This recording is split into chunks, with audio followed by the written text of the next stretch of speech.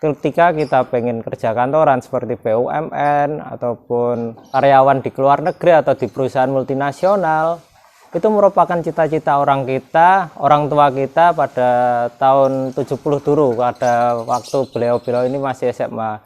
Sedangkan kita ini kan generasi yang berbeda, kita harus mempunyai mindset yang berbeda dengan mereka.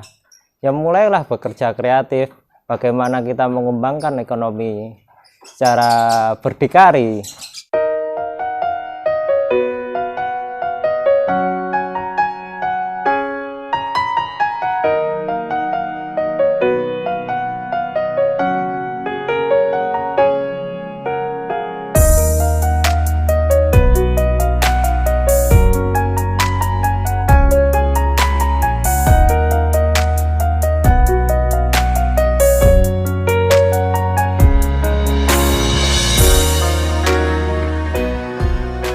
Perkenalkan, nama saya Vicky, saya dari Kurawa Farm, alamat Desa Senden, Kecamatan Kayan Kidul, Kabupaten Kediri.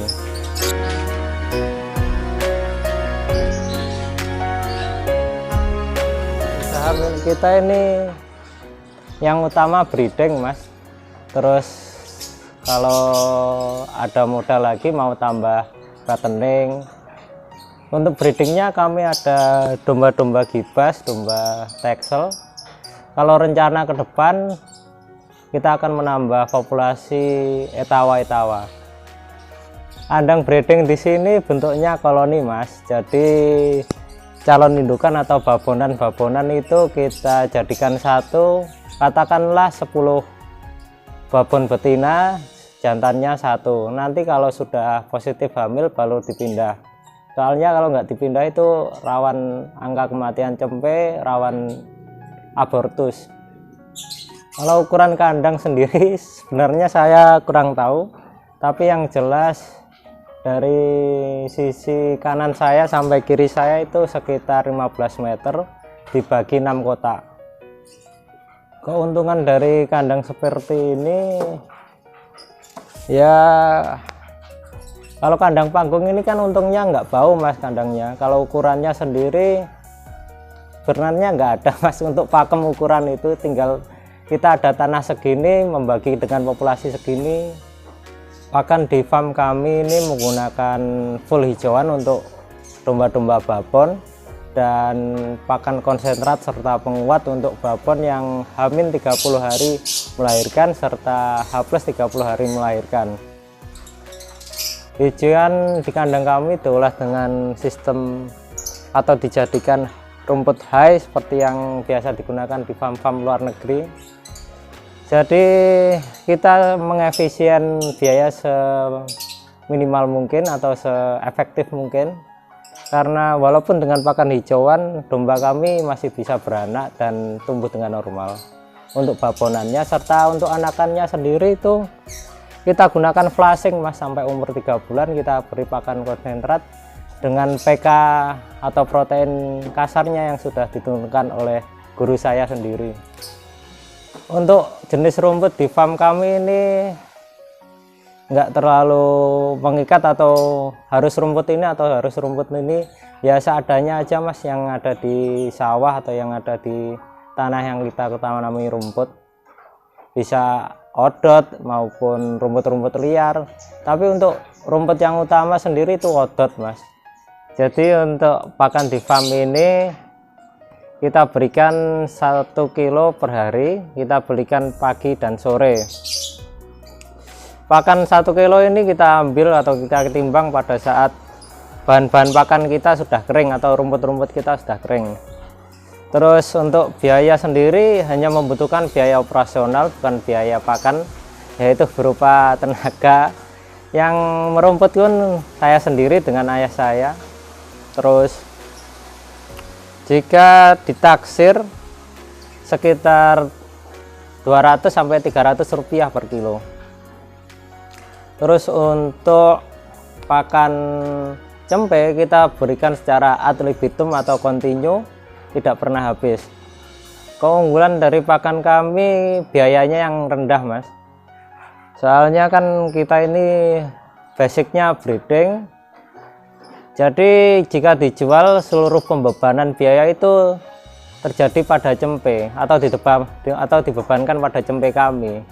Jadi kita gunakan atau kita racik strategi agar beban biaya itu tidak terlalu membengkak di indukannya. Justru kita fokuskan beban biaya itu hanya di cempe kita. Selama ini proses kelahiran masih normal. Untuk pengaruh ke indukan betina juga yang kami alami belum ada, Mas. Kayak abortus baru terjadi 1 kali mungkin di kandang kami ini. Jadi untuk tips suksesnya sendiri tinggal meracik biaya aja, Mas. Biaya seefisien mungkin serta untuk mendapatkan laba yang sebesar mungkin, yaitu prinsip dasar dalam bisnis, Mas. Terus untuk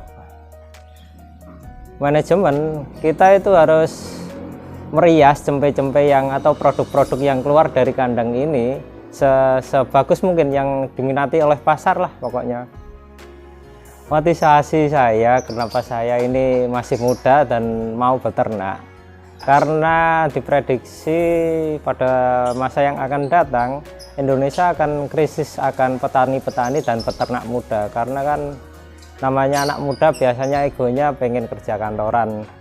Itu pun tidak terjadi pada diri saya, karena menurut saya yang pernah saya baca dari tulisan Mbak Nadja Shihab, dia atau beliau ini pernah bilang kalau ketika kita pengen kerja kantoran seperti BUMN ataupun kerja sebagai karyawan di luar negeri atau di perusahaan multinasional, itu merupakan cita-cita orang tua kita pada tahun 70 dulu, pada waktu beliau ini masih SMA.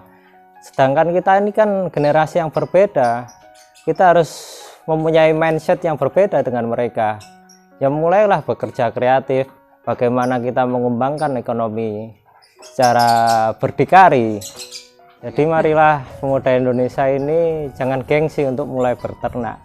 Banyak saya punya teman itu di jurusan peternakan, tapi cita-cita mereka malah bekerja sebagai orang-orang kantoran. Ini kan suatu mindset yang sebenarnya ditanamkan oleh orang-orang tua mereka. Kalau kerja kantoran ini gajinya pasti atau alah.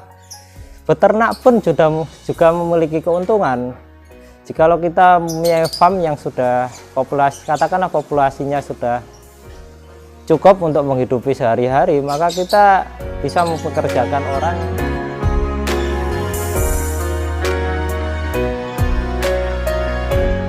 Terima kasih sudah menonton video kami. Semoga menginspirasi kalian semua. Terima kasih. Wassalamualaikum warahmatullahi wabarakatuh.